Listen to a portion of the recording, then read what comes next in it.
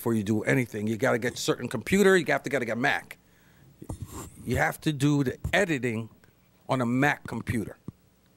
But I can't go into all of that now. It's hardcore sports time, and we've got a lot of stuff going on. First of all, there's a lot of trades going down in the NBA this week.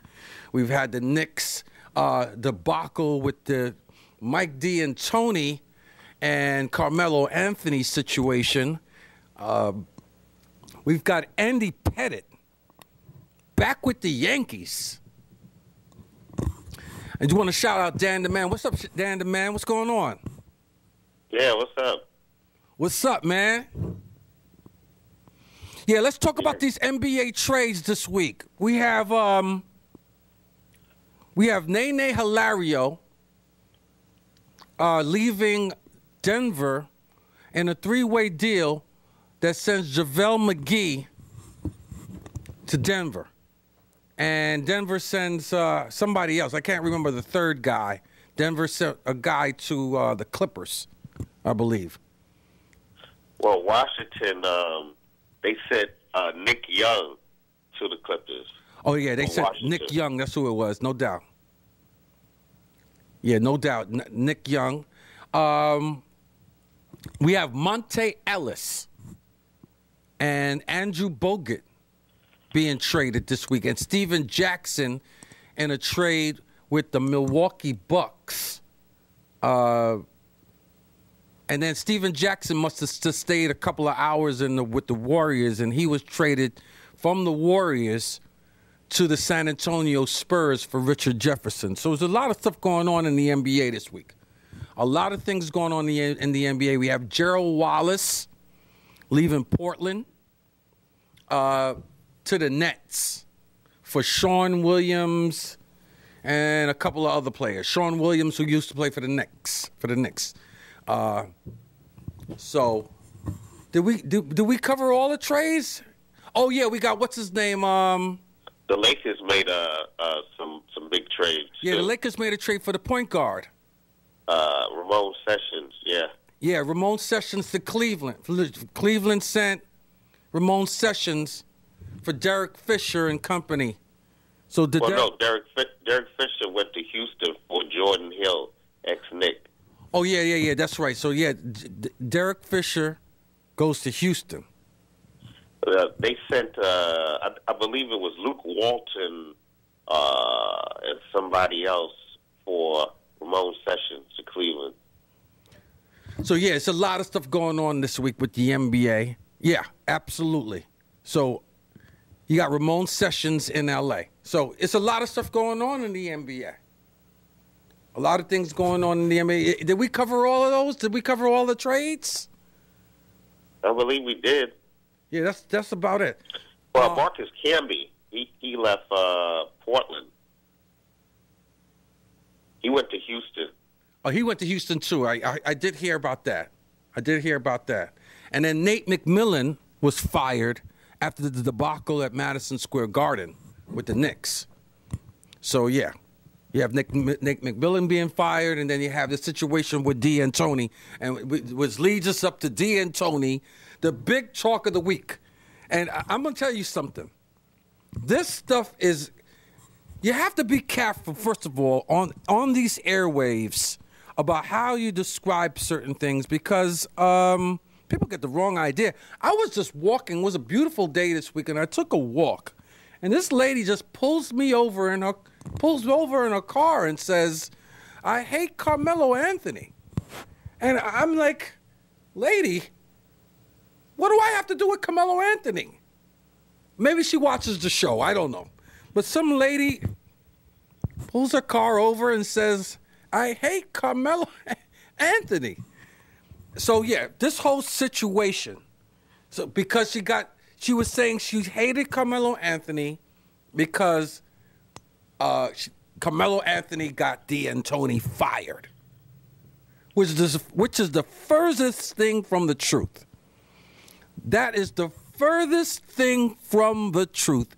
Carmelo Anthony got Mike D'Antoni fired. And that was what the biggest story was this week. First of all, just to give you a heads up, because this is hardcore sports. This is for true sports fans. This is for hardcore stuff, not just for casual people watching sports. We call this hardcore sports because we hardcore. We want to get to the bottom of it and find out what the true story is, not what the fake story is. The true story is that in sports, not just D'Antoni, but in sports, if a coach or a manager is in their last year of their deal and has not got an extension, it's almost like disrespect. It's almost disrespectful to have a coach or a manager in the last year of their deal without giving them an extension. As a matter of fact, if we go back, I don't know how many years it was, but Isaiah Thomas, and this is what caused a lot of stir in New York at the time. Isaiah Thomas had gotten the Knicks to the 6th seed, and Dolan gave Isaiah a 4-year extension, and folks were fuming. He had gotten them to the 6th seed. I don't think the Knicks made the playoffs that year. Yeah, I think that was the year when David Lee and Jamal Crawford got hurt. So they didn't make it to the playoffs, but they could have, because the Knicks had went all the way to up to the 6th seed that year and then fell off. And Isaiah Thomas got a 4-year extension, and folks were fuming. And Isaiah Thomas was fired, and he still had 2 years left on his New York Knicks deal. So Isaiah Thomas was extended, and D'Antoni's sitting there and saying, hey, Isaiah Thomas was extended, and all the stuff I've done for the Knicks, and they haven't extended me, it had nothing to do with Carmelo. It was about his extension. D'Antoni didn't get his extension. It also had something to do with Donnie Walsh. Donnie Walsh is no longer with the Knicks. Donnie Walsh brought in Mike D'Antoni. So Donnie Walsh brought in Mike D'Antoni, so that was his boy. Donnie Walsh is gone, so it's a new regime now. And you have Mr. Grunwald now running the Knicks, and you have his ex-teammate from 30 years ago or more, 30-plus years ago, and Mike Woodson as the new coach of the New York Knicks. And I'm going to tell you, this Mike Woodson has a tremendous resume, starting with the Detroit Pistons and Atlanta Hawks, and also he started his career as a New York Knick. He was a New York Knicks player drafted by the Knicks, so his pedigree is Knick all the way, through and through. In 1980, Mike Woodson was the 12th pick of the New York Knicks. So, you have anything to add with this, Dan? I mean, and then he rebuilt Mike Woodson's resume as a coach. He rebuilt the Atlanta Hawks. He had a year where they were won only 13 games, and over the time period, he took them to the second round of the playoffs I think they won 53 or 56 games one year. And he's known around the NBA as a defensive guru. So yeah, go ahead. He's a defensive coach. The thing that I like so much about him is that he has coached recently. If you remember the last year that he coached, they went to 7 games with the Boston Celtics the year that Boston went to the finals, and they lost to the Lakers. But the thing that I like about Woodson, he's coached recently, so he has the playbook of Joe Johnson and Josh Smith, so he's going to use that playbook that he has for Carmelo Anthony, Stoudemire, and Wilson Chandler. I'm not Wilson Chandler. Tyson Chandler. Yeah, because he has everything in place. So, and he has a point guard that played with him, which is Mike Bibby. And Mike Bibby, he's there to help Lynn and even Baron Davis run his set offense that he has. And yeah, that's a good thing. Yeah, I think Mike Woodson is going to do wonders for this Knicks team. I was listening to Dennis Scott, because Dennis Scott, there's the NBA channel, and he said that he was able to take that team, like you said, and like we had discussed, to the second round of the playoffs with not as much talent as this Knicks team. So everybody is sitting looking at what Mike Woodson is going to do, because the team that he went to the second round with didn't have the talent that this current Knicks team does have. So if you think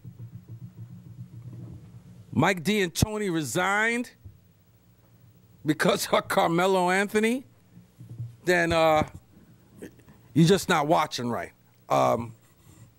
Third thing is, Mike D'Antoni's got a job elsewhere. Mike D'Antoni has got a job elsewhere. He wasn't just, you don't leave a job and not have someplace else to go. So, and the press conference, I want to say this. I watched the press conference. It was almost comical. I mean, James Dolan is comical. Not usually. And I don't know. I don't know if comedy is the right word. James Dolan just seemed to be cynical at this press conference. And you have Grunwald and you got Woodson sitting there at this press conference about how the whole scenario went down with D'Antoni. So Dolan, you had to see, Dan, you had to see the look on Dolan's face as he's describing D'Antoni and the issues that happened that day and the scenario that went down with D'Antoni. It's very comical to me. But the Knicks are moving right along. They responded. They won a blowout victory against the Portland Trail Blazers. And then you had the next day folks saying, oh, well, it was a good game, but the Knicks beat a team that's like on the way down and blah, blah, blah, blah, blah. So what about last night? You've got the 5th-seeded Indiana Pacers, who's one of the young, talented teams in this league with Danny Granger and company. And the Knicks just tore them apart. At one point, I think the Knicks were up by about 32 points. So the Knicks are moving right along. They play again tonight. The Knicks play again tonight. They play the Indiana Pacers tonight. It's a home at home. So they played last night in Madison Square Garden. They play tonight. They play tonight in Indianapolis. So how do you like this new look Mike Woodson team? Well, like I said, the Knicks this is the most talent that the Knicks have had in quite some time. I mean, these are real good players. It was a shame that D'Antoni, he didn't really have his way with the team as far as his 7-second offense and scoring like 120 points a game. But this team is very versatile. Got very versatile players. It's not a free-willing type team. Plus, I think D'Antoni had a lot of players on leashes. You know, you saw that. You know, as soon as they put Mike Woodson as coach, everybody got a free reign to do whatever they want to do. And what was amazing, people said Carmelo Anthony doesn't play defense. So far, the first 2 games under Mike Woodson, he's been playing defense. Yeah, then you're hearing all this stuff about Carmelo Anthony wants to be the big scorer. In both of these games, Carmelo Anthony wasn't the big scorer. As a matter of fact, J.R. Smith, and then now you hear all the nonsense. Then when the Knicks start losing, you hear all this stuff about J.R. Smith. Why did they get him? He's a guy with tattoos and all this kind of stuff. They got him because he could score, and he's been the leading scorer these last 2 games. J.R. Smith. Leading scorer. Last night, J.R. Smith and Tyson Chandler were the leading scorers with 16. And then in the game against Portland, J.R. Smith had 23 points. He was the leading scorer for the Knicks. So it's a lot of Carmelo haters, but we're going to win you over. I was looking at the schedule. The Knicks' schedule. And I think that this next 10-game stretch, they're gonna meet Chicago in April with a home-at-home with Chicago. But this next 10-game stretch are very winnable games for the Knicks. The Knicks are going to have to go on a stretch where they're going to have to win some games to get back where they need to be. And where the Knicks need to be is to win the division, hands down. The Knicks are 5.5 games out of first place. The Knicks have to win the division. They win the Atlantic Division, and they could get to the 4th seed, the 3rd or 4th seed. I think right now it's the 4th seed because the Knicks want to get home court advantage in the first round of the playoffs. Let's see if they can do it. We hope that they can do it. Us as Knicks fans, we're hoping they can do it. Time is running out. I think it's 21 games left. So the Knicks are going to have to catch the 76ers in the next 21 games. It's possible. We'll see if it could happen. We'll try to keep hope alive. Anything we're missing as far as the Knicks? I think we squared away everything as far as the Knicks. As far as the Knicks go, what's going on with the horse racing? Well, today we have the Rebel Stakes at Oaklawn Park, which is an excellent track because it has produced quite a few runners in the Kentucky Derby over the years at Oaklawn Park. And Bob Baffert has the best horse right now. His best horse in Secret Circles running in the Rebel. So Bob Baffert, he has quite a few horses, but this is his best horse, Secret Circle. And this horse is trying going a mile for the first time, pass a mile for the first time, going a mile to 16th. I'm picking this horse to win because Bob Baffert has won this race 3 out of the last 4 years. So he's trying to make it 4 out of the last 5 years because, Bob Baffert doesn't play. And there's some other good horses in here. There's a horse named Scatman that ran neck and neck with Secret Circle last time. And there's other horses that's in here, especially Sabercat, who has won 3 straight and won $1 million race back in November. So moving right along as far as my picks is concerned, I'm picking Secret Circle to win the race, and I'm picking a long shot for second. Okay, this is the Rebel. This is the 10th race at Oaklawn Park. This race is about 7:30 p.m., by the way. So I'm picking Secret Circle, which is the 8 horse. Is that 7:30? Yes. Okay, no doubt, because it's the West Coast, right?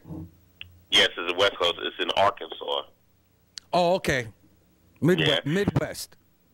Yeah, and I'm picking Jake Moe, who's a long shot, who came second last time to another Baffert horse, Castaway, in the division of the Southwest, the first division of the Southwest.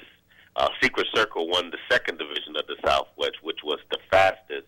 But this horse, Jake Moe, is a big long shot, and he's really improving. And he came second at 22-1 last time, so I'm picking him for the second slot. And he should be like about 15 to 20-1 again today. Third, I'm picking Optimizer, another horse that should improve. What I'm looking for, as far as my picks is concerned, most 3-year-olds start to improve in the month of March, and you see a lot of long shots come in. This horse is another long shot, but I'm picking him third, Optimizer, the 5 horses, trained by the legendary trainer, Dwayne Lucas. This horse has been working out tremendously over the past week. He doesn't show too much on the racing form, but this horse has a lot of talent, and they're putting a better jockey on this horse. So I'm picking this horse for third. So I have 8, 6, 5, and I'm picking another long shot for the fourth position. 8, 6, 5. That's a horse by the name of Ring It Up. Ring It Up is another horse that should be improving. There's a new trainer, there's a young trainer named Chris Richard, and he's one of the top trainers at Oaklawn Park this year, and he's hitting them at like a 29% clip. And this horse right here, he's been working out very well for the entire week, and he's also part of an entry with another horse called PhD. So there's 2 horses for the price of 1. So my final pick is Secret Circle to win the 8 horse. So it's 8, 6, 5, and 1. 8, 6, 5, 1. Yep. And what's that? The 10th race? 10th race, the Rebel Stakes at Oaklawn Park. Rebel Stakes at Oaklawn Park. That's our pick of the week. That's our pick of the week from our resident, Dan the Man, who does that. Before we go, I want to squeeze this in. We still have a few minutes left. Dan is a VCU alumni, and so am I. We're both went to VCU, Virginia Commonwealth University. They won. They beat Wichita State. We're in March Madness, by the way.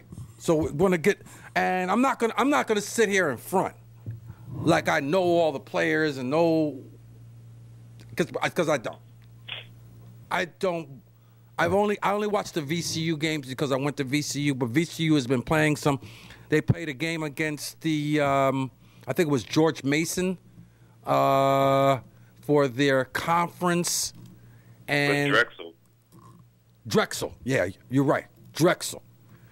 I watched the Drexel game, and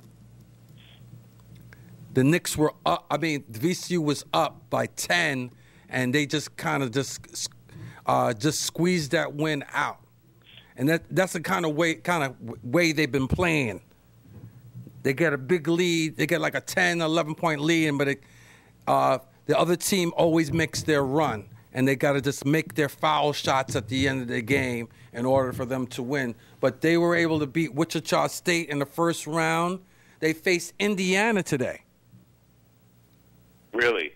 Yeah, VCU. Yeah, VCU faces Indiana today. Don't know the exact. At 7 o'clock tonight. 7 o'clock tonight. The fourth seeded. We got Jamie here. We've got the fourth-seeded Indiana versus VCU. Shaka Smart and the VCU Rams. We watching them just brings a whole lot of memories of just sitting there. Because Dan and I used to make it our deal, and we used to have our own specific seats in Richmond. Watching VCU. We made it our point to go to every single VCU game no matter what. and we had our seats. We used to sit right by the basket, right under by the VCU basket, and the band used to be seated on one side, and the cheerleaders. It's a great thing, and if you're ever thinking about going to college, if you're young and you want to go to college, go away to college. It's the best thing to get out of New York City and just go to a campus and just be part of the that fever and going to these basketball games. It was just a lot of stuff. We see a lot of women. Just go there and just see a lot of your classmates. It's just a whole different atmosphere. You see your professors. It's crazy. You forget about your homework and all that stuff. There was actually a professor that said, you know, if I see you at the game, you get extra credit. I think it was Dr. Biddle, the history teacher. We had some. There were some basketball players that were in my class, some VCU Rams players that were in my class, and Dr. Biddle, she would give us extra credit. She said, if you go to the game, and if I see you at the game, make sure you know where I sit. You make sure you come and see me, and I'm gonna bring my record book, and I'm gonna give you extra credit for just showing up. So, they had a special section just for the professors, right in the front. But yeah, the memories. Go VCU. And shout out LIU. LIU lost last night. I also went to LIU, Brooklyn. I went to LIU, Brooklyn. So shout out to LIU, Brooklyn. They lost last night, but at least they made it. Oh, yeah, Dan, also, Norfolk State upset. Who did they upset? Yo, Norfolk State is a 15th seed in the NCAA, and they beat a 2 seed, Norfolk State. First time in I don't know how many years, 10 years, a 15 seed beat a 2 seed. Yeah, I forgot who they beat. I mean, you know, that was good that Norfolk State beat somebody. I mean, Jamie just told me it was Missouri. Yeah, that's what I was thinking was Missouri. Yeah. You know, another team lost yesterday. Michigan lost. I forgot who they lost to. Michigan, Duke is out. Yeah, so yeah, this bracket stuff doesn't mean as much as it used to back in the day. Just want to let you. We got to talk about that another time because we've run out of time. Shout out to Dan the Man. Shout out to Jamie. Shout out to Eileen at the St. Patty's Day Parade. Kenny Graham. We'll see you next week on another segment of Hardcore Sports. Mother guy, it's just a broken lullaby. My love, my love, my love, my love.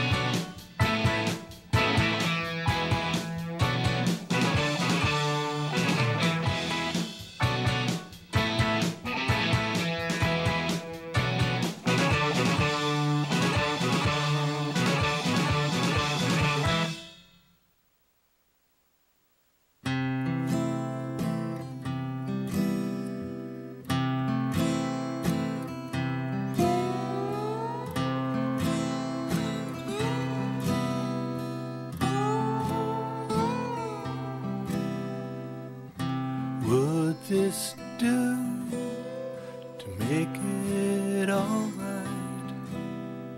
While sleep has taken you where I'm out of sight, I'll make my getaway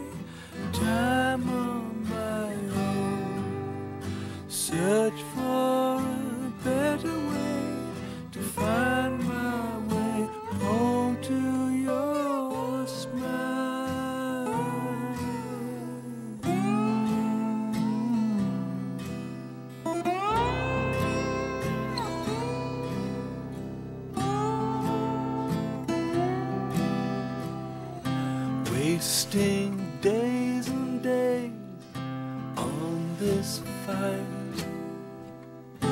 Always down and up, half the night.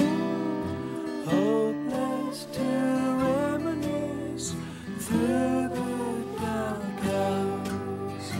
We'll only sacrifice what time will allow us. Your side